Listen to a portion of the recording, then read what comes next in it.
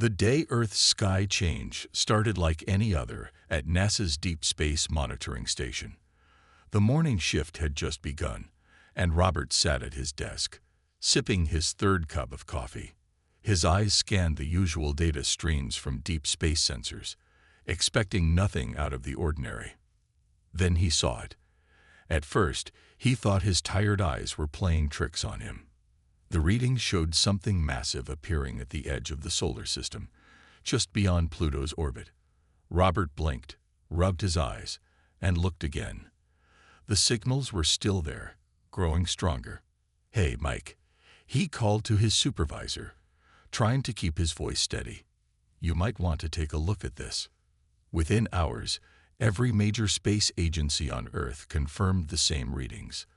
A fleet of over 300 massive ships had appeared in the outer solar system. Each vessel was bigger than anything humans had ever built, some reaching sizes comparable to small cities. The world held its breath. Military forces went on high alert. News channels broadcast nothing else. Social media exploded with theories and fears. But the fleet didn't move toward Earth. Instead, it stayed in place, and soon, Earth's most powerful telescopes revealed why. The ships were damaged, badly. Even from millions of miles away, the destruction was visible. Huge tears marked their hulls, and strange energy readings pulsed irregularly from their cores. Some ships leaked trails of glowing material into space, while others spun slowly, seemingly out of control. Then came the signal. It wasn't directed at any one nation, but broadcast on simple radio waves that any amateur astronomer could pick up. The message repeated in mathematical sequences that Earth's best computers quickly decoded into basic concepts. Help, danger, repairs needed, millions of lives at risk. The United Nations called an emergency session. World leaders debated for hours while scientists and engineers studied the alien signals.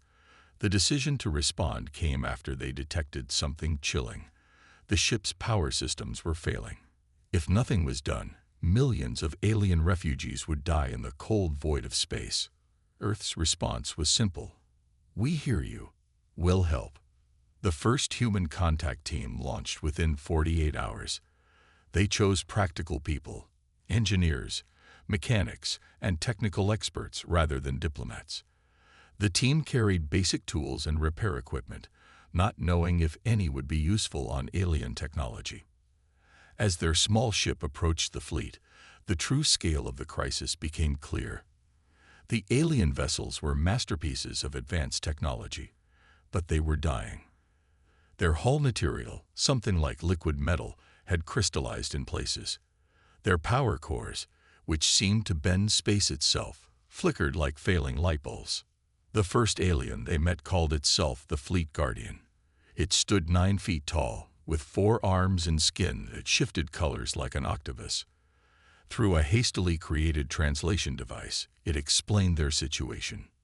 "We fled," the Guardian said, its skin turning dark blue with what the humans would later learn was shame.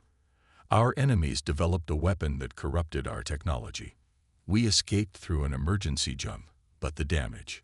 Our systems are failing. Our best minds cannot repair them." The alien paused, its skin rippling with new colors. "We did not expect to find help here, at the edge of known space. We detected your civilization, but thought you too primitive to assist. We had no choice but to ask. Our children are dying." Tom, the lead engineer, stepped forward. He was a practical man who had spent 30 years fixing everything from nuclear submarines to space stations. He pulled out a simple diagnostic tablet, primitive by the alien standards but reliable. "Show me your engine room," he said. "Sometimes the simplest solutions are the best ones." The Guardian's skin flickered with what might have been hope. As it led the human team deeper into the massive ship, emergency lights flashed warnings in alien scripts. The air smelled like ozone and something else, something alien. But Tom and his team didn't focus on the alienness of it all. They focused on what they did best, solving problems. They had no idea they were about to prove that humanity's greatest strength wasn't in its technology, but in its ability to think differently and never give up. The rescue of the alien fleet was about to begin, and it would change both species forever. The first day inside the alien mothership showed just how big the problem was. Tom and his team of engineers walked through corridors that seemed to stretch for miles.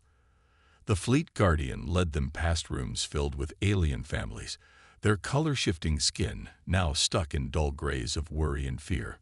"Our main power core is through here," the guardian said, its translator making the words sound flat and mechanical.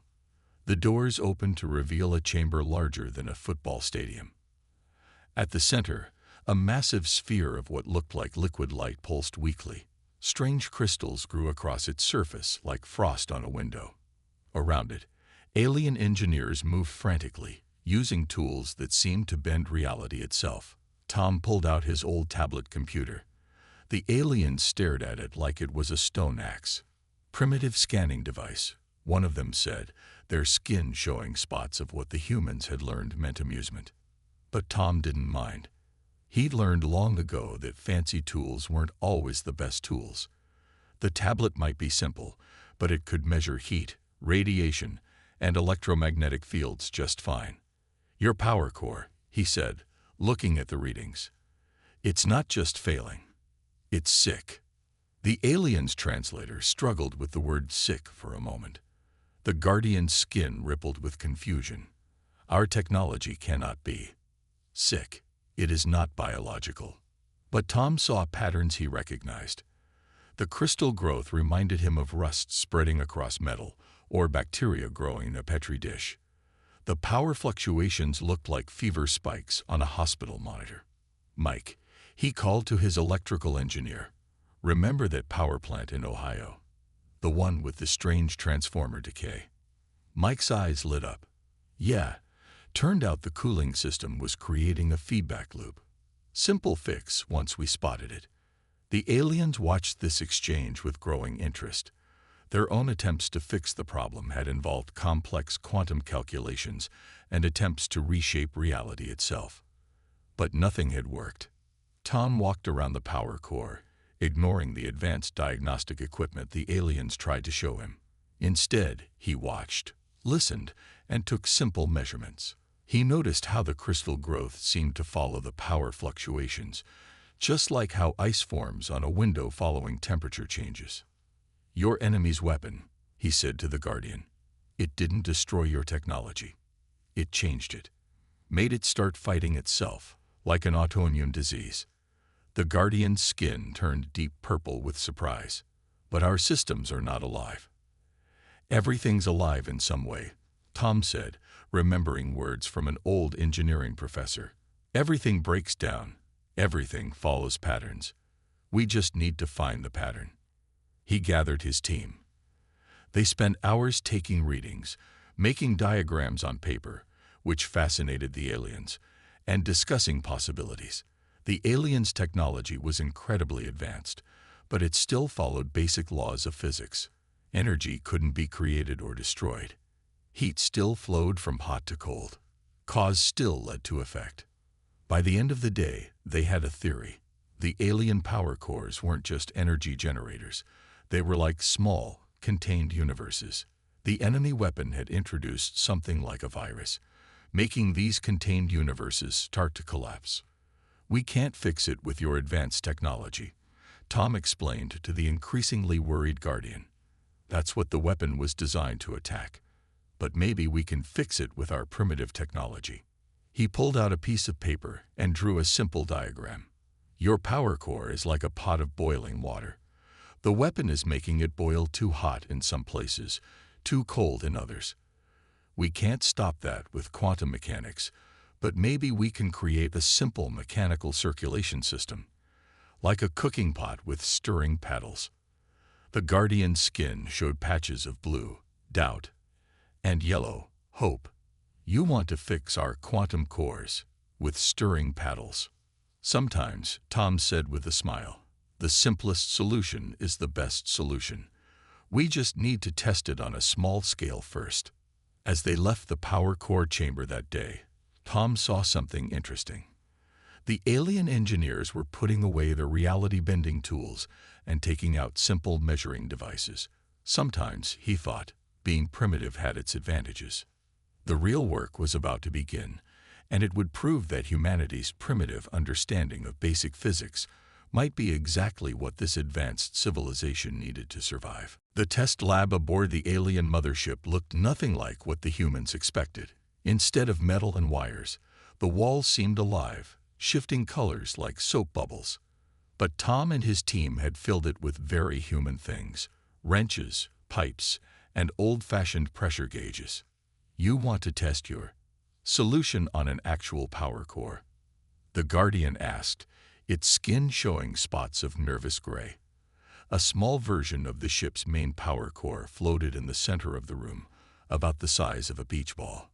A broken one, Tom said, checking his measurements again.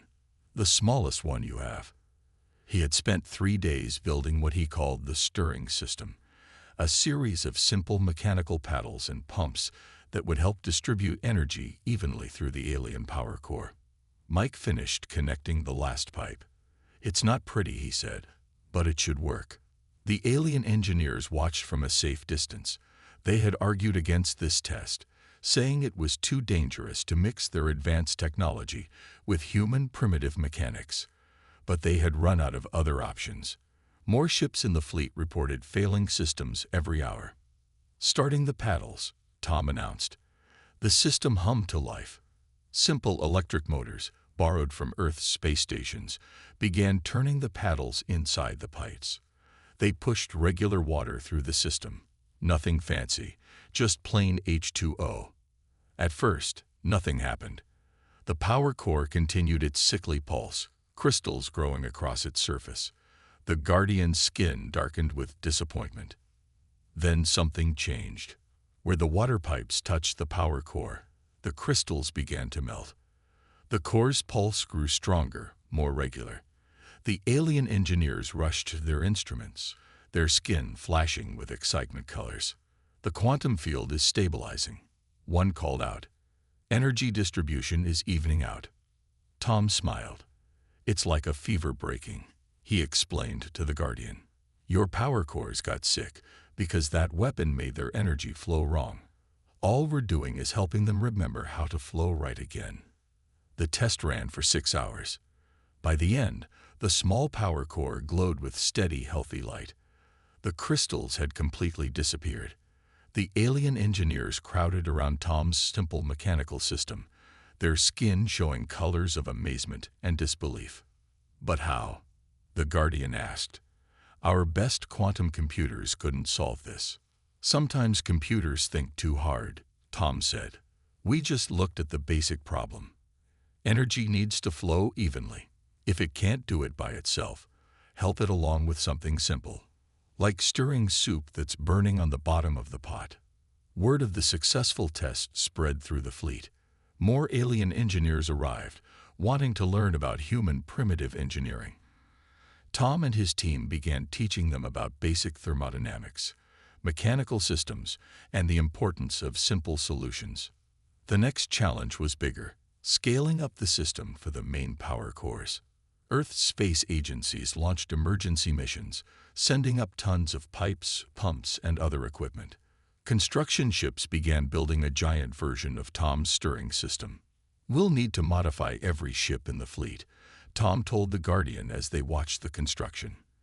It's going to take time, but it will work. The Guardian's skin showed a new color, one the humans hadn't seen before. Our people believed we would die here, it said. We thought our technology was perfect, until it wasn't. Perhaps we needed to find you, to remember that simple things can be powerful too. Tom watched as human construction workers in spacesuits worked alongside alien engineers. They were building something that had never existed before, a blend of human mechanical engineering and alien quantum technology. Every problem has a solution, Tom said. Sometimes you just have to look at it differently. As the first large-scale stirring system neared completion, hope spread through the fleet. The aliens began to see that humanity's primitive technology wasn't primitive at all. It was just different, and different was exactly what they needed. The real challenge still lay ahead, fixing hundreds of massive ships before their power cores failed completely. But for the first time since the fleet arrived, both humans and aliens believed it was possible. Sometimes the best solutions are the simple ones. Red emergency lights flashed throughout the alien fleet. Tom's team had just finished installing the first large-scale steering system when the call came in. 3 ships at the edge of the fleet were losing power fast. Life support failing on ship 247. The Guardian's voice crackled over the radio. Its skin had turned almost black with fear. 2,000 families aboard. Estimated 4 hours of air left. Tom grabbed his toolkit and looked at his team. They had been working for 20 hours straight, but no one complained. Mike, get the portable units ready. Jack, prep the emergency shuttles. We're going to need everything we've got. Earth's space stations had been working nonstop, producing more of the simple mechanical systems that could save the alien ships. But moving them through space took time. Time they didn't have. We can't wait for the big units, Tom said as they boarded their emergency shuttle. We'll have to build smaller ones right there on the ships. The shuttle raced through space toward the dying vessels. Through the windows, they could see the ship's power cores flickering like candles in the wind. Crystal growths covered whole sections of their hulls, glinting deadly in the starlight. Inside the first ship, the air was already getting thin. Alien families huddled together in emergency shelters, their skin pale with fear. The ship's corridors were cold. The heating systems had failed hours ago. Engine room, Tom ordered as they carried their equipment through the ship. We've got maybe 3 hours before total failure. The ship's power core looked worse than any they'd seen. The crystal growth had almost completely covered it, and its light was barely visible. The alien engineers who remained at their posts had their skin turned gray with despair. Get me every pipe you can find, Tom shouted, already unpacking his tools. And I need all the water from your storage tanks, every drop. The next 3 hours were a blur of intense work. Human hands worked alongside alien ones, cutting pipes, connecting pumps, and building a makeshift version of their stirring system. They used everything they could find: cooling pipes, fuel lines, even drinking water containers. 2 more ships just reported critical failure, Mike said as he welded another connection. They're sending teams there now. Tom wiped sweat from his forehead, ignoring the ache in his muscles. The makeshift system looked nothing like their carefully planned ones, but it had to work. They had no choice. Starting pumps, he announced. The jury-rigged system groaned to life. Everyone held their breath, watching the dying power core. For a long moment, nothing changed. Then, slowly, the crystal growth began to retreat. The core's light strengthened, grew steadier. Warmth returned to the ship's corridors. The alien skin began showing colors of hope. But they couldn't celebrate yet. 2 more ships needed help, and more were showing signs of trouble. Teams of humans and aliens raced from ship to ship, building emergency systems as fast as they could. We need more supplies, Jack radioed to Earth. Everything you can send up. And more people, everyone who can work in space. Earth responded. Space agencies from every country launched emergency missions. Construction ships arrived carrying tons of pipes and pumps. Retired engineers volunteered to help, bringing decades of experience with them. The Guardian moved between ships, coordinating the rescue efforts. Its skin now showed strips of both worry and hope. 3 more ships reporting problems, it told Tom. But the first ones we fixed are stable. Your simple solution is working. Tom looked out a viewport at the fleet stretching into space. They had saved 4 ships today, but dozens more were in danger. The race against time wasn't over. We'll fix them all, he said, picking up his toolkit again. 1 ship at a time. As emergency alarms continued to sound across the fleet, humans and aliens worked side by side. They had learned to combine their strengths. alien speed, and coordination with human creativity and determination. Together, they fought against time itself, trying to save millions of lives with nothing more than pipes, pumps, and the simplest laws of physics. The biggest challenge was still ahead, but they weren't giving up. Sometimes, the most important discoveries happen when you have no other choice. Tom hadn't slept in 2 days. He sat in the alien ship's observation room, staring at technical diagrams spread across the table. Emergency calls kept coming in. More ships were failing every hour. Despite their best efforts, they couldn't work fast enough. "There has to be a better way," he muttered, rubbing his tired eyes. The room's walls pulsed with a soft light that reminded him of something important. The Guardian entered, its skin showing exhaustion colors. "3 more ships just lost main power. We're evacuating the families to safer vessels, but we're running out of space." Tom nodded absently, his eyes fixed on the pulsing wall. Then on his coffee cup, where tiny ripples moved across the surface with each pulse, his eyes widened. "The walls," he said suddenly, sitting up straight. "They're connected to the power system, aren't they?" The Guardian's skin flickered with surprise. "Yes, all parts of our ships are connected to the quantum network. Even the walls help distribute power."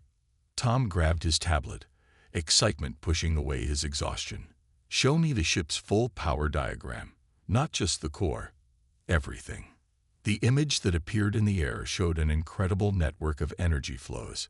Power moved through the ship like blood through veins, touching every surface, every room. "I've been so focused on the cores," Tom said, standing up to trace the patterns in the air. "But look, the whole ship is one big power system. The walls don't just carry power, they help regulate it." The Guardian's skin showed confusion colors. "Yes, but the weapon affected all of it. That's why our ships are dying." "No, you don't understand," Tom said, his voice rising with excitement. "We've been treating the symptoms, not the cause.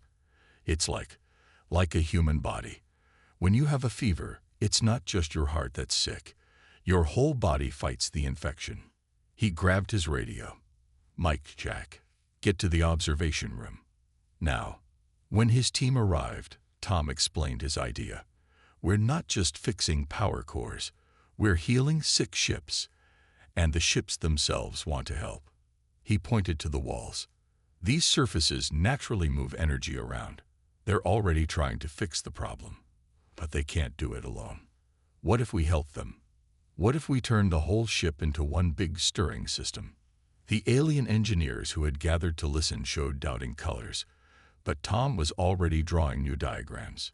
"Instead of building separate systems for each core, we connect everything. Use the ship's own structure as part of the solution. Like giving medicine to the whole body instead of just treating one organ," Mike said, catching on. They spent the next hour planning. The new system would be bigger than anything they'd tried before, but it would also work with the ship's natural energy flows instead of fighting them. "We'll need to modify the stirring systems we've already built," Tom explained to the Guardian. "Connect them to the walls, the floors, everything. Let the ship help heal itself." The Guardian's skin showed hope colors for the first time in days. "How soon can we test it?" "Start now," Tom said. "This ship is as good as any." The next 12 hours were a blur of activity. Humans and aliens worked together, connecting pipes to walls, linking pumps to the ship's power network. They used the ship's own quantum systems to monitor the changes. When everything was ready, Tom took a deep breath. "Start the pumps." Slowly, the system hummed to life. At first, nothing seemed different. Then the walls began to pulse more strongly. The crystal growths that had spread throughout the ship started to dissolve. Power levels rising. An alien engineer called out, their skin flashing with excitement. "The quantum field is stabilizing across all decks." Tom watched as readings improved across the board. The ship wasn't just getting better. It was healing itself, using their simple mechanical system to restore its natural energy flow. "This is it," he said to the Guardian. "This is how we save the fleet." The Guardian's skin showed a complex pattern of joy and amazement. You understood our ships better than we did. You saw them as living things. Tom smiled tiredly. Sometimes you have to step back to see the whole picture. We weren't fixing machines. We were healing something alive. As word of the breakthrough spread through the fleet, hope returned. They finally had a solution that could work for every ship. It would take time and hard work, but now they knew how to save them all. The real healing was about to begin. The space around Earth had never been so busy. Hundreds of ships from every nation moved between the alien vessels, carrying supplies and workers. Construction platforms floated everywhere, surrounded by teams in spacesuits. Tom watched from the main control room they'd set up on the mothership. Screens showed the status of every vessel in the fleet. Green lights were slowly replacing red ones as more ships received the new healing system. Fleet Group 3 is ready for activation, Mike reported, pointing to a cluster of ships on the main display. That's 30 more vessels we can save today. The Guardian stood beside them, its skin showing proud colors. In the month since Tom's breakthrough, they had saved over half the fleet. The aliens had learned to trust the human way of doing things, even when it seemed too simple to work. The energy links are prepared, the Guardian said. Your people work faster than we thought possible. Tom smiled. They had come a long way from the early days of skepticism. Now, human construction workers and alien engineers moved as one team, each learning from the other. Begin activation sequence, Tom ordered. On the screens, they watched as the new systems came online across all 30 ships at once. The vessel's walls began to pulse with stronger light. Power readings climbed steadily. Crystal decay beginning. An alien engineer reported, their skin flashing with excitement. Energy flow patterns normalizing. They had turned the process into a smooth operation. First, teams would connect each ship's internal systems to the new mechanical network. Then they would link multiple ships together, letting them help heal each other. The aliens called it group healing, something they had never thought possible with their advanced technology. Report from Earth, Jack called out. Next supply convoy launches in 2 hours. They're sending up the new improved pumps. That was another change. Earth's factories had started making better equipment, combining human engineering with alien ideas. The new pumps were twice as effective as the early ones. Remember when you thought our technology was too primitive to help? Tom asked the Guardian with a grin. The Guardian's skin showed amused colors. We have learned much from your primitive ways. Sometimes the simplest solution is the most elegant. An alarm interrupted them, but not an emergency alarm. This was the success tone they'd set up to announce when a ship was fully healed. Group 3 restoration complete, Mike announced. All ships showing green status. That makes 342 down, 158 to go. A cheer went up from both humans and aliens in the control room. Each successful healing brought them closer to saving the entire fleet. Next group is already being prepared, Jack reported. Teams report they'll be ready in 6 hours. They had the process down to a science now. Earth's space stations worked around the clock, producing the needed equipment. Transport ships moved in carefully planned routes, delivering supplies where they were needed. Construction teams worked in shifts, never stopping. Your world has given so much to help us, the Guardian said to Tom. We can never repay this debt. Tom watched as another group of ships lit up with healthy energy patterns. That's not how humans think about helping, he said. We do it because it's right, not for repayment. The Guardian's skin showed a new color, one that the humans had learned meant deep respect. Perhaps that is why you were able to save us. You saw past debt and duty to the simple truth that helping others is its own reward. A message flashed on the main screen. Another fleet group was ready for the healing process. Tom straightened up, pushing aside his tiredness. There were still ships to save.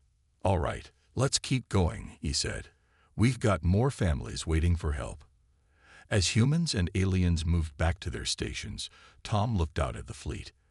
The healthy ships now glowed with strong, steady light, their power flowing smooth and clean. Soon, they would all look like that. Sometimes the biggest changes come from the smallest beginnings. A simple idea, born of human practicality, had grown into something that was saving an entire civilization. And in the process, two species had learned that they were stronger together than apart. The work continued, one ship at a time. 2 months after the first alien ship appeared near Pluto, Tom stood in the mothership's main hall, surrounded by both humans and aliens. The last ship in the fleet had just turned green on their status screens. They had done it. Every single vessel was healed. All power cores stable, Mike reported, grinning. Crystal growth completely eliminated. The fleet is healthy again. The Guardian's skin rippled with joy colors that lit up the room almost as brightly as the ship's restored walls. When we arrived here, we thought we were going to die. Instead, we found not just help, but friends. The hall was filled with people from both worlds. Human engineers stood next to alien families, sharing stories and celebrating together. Children from Earth played with alien young, teaching each other games from their worlds.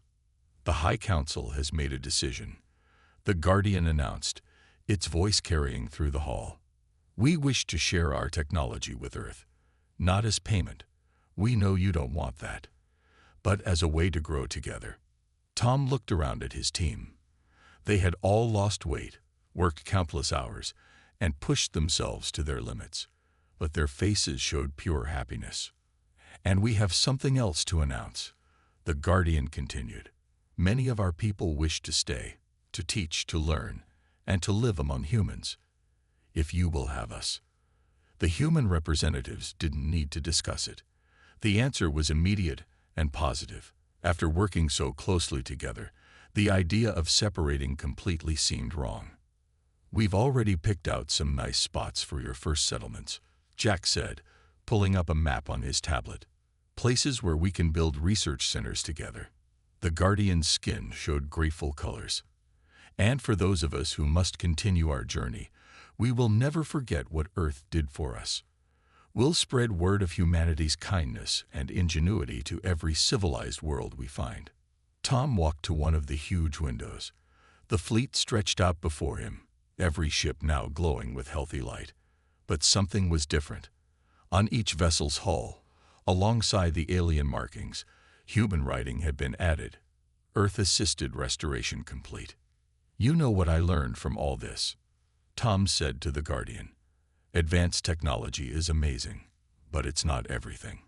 Sometimes you need to step back and look at problems the simple way. The Guardian's skin showed agreement colors. We had forgotten that wisdom. We thought more advanced always meant better. You taught us otherwise. Earth's space program would never be the same. Already, human engineers were working with alien teachers, learning about quantum mechanics while showing them the value of basic engineering principles. Together, they were creating something new, technology that combined the best of both worlds. The first joint research center opens next week, Mike said, checking his tablet. They're calling it the Bridge Institute. Humans and aliens working together to solve problems across the galaxy. Tom smiled.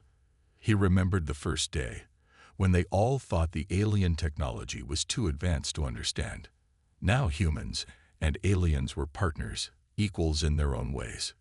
We should go, the Guardian said. The celebration feast is waiting. Both human and alien food, I'm told. As they walked to the feast hall, Tom saw more signs of how things had changed. Alien children wore human-style clothes while human workers used alien tools. The walls pulsed with healthy light, part alien quantum technology and part human mechanical engineering. The feast was unlike anything in human history.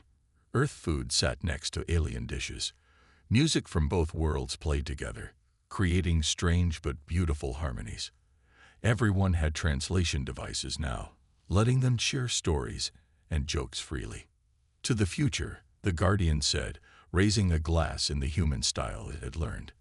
And to proving that sometimes the best solutions come from the most unexpected places. Tom raised his glass too, looking around at his expanded family, human and alien together. They had started with a desperate rescue mission and ended up changing both their worlds forever. As the celebration continued, ships from Earth arrived with more supplies, not for repairs this time, but for building. The future would be built together, with both human simplicity and alien advancement, creating something greater than either could achieve alone. The stars seemed brighter that night, full of new possibilities. This wasn't an ending, it was just the beginning.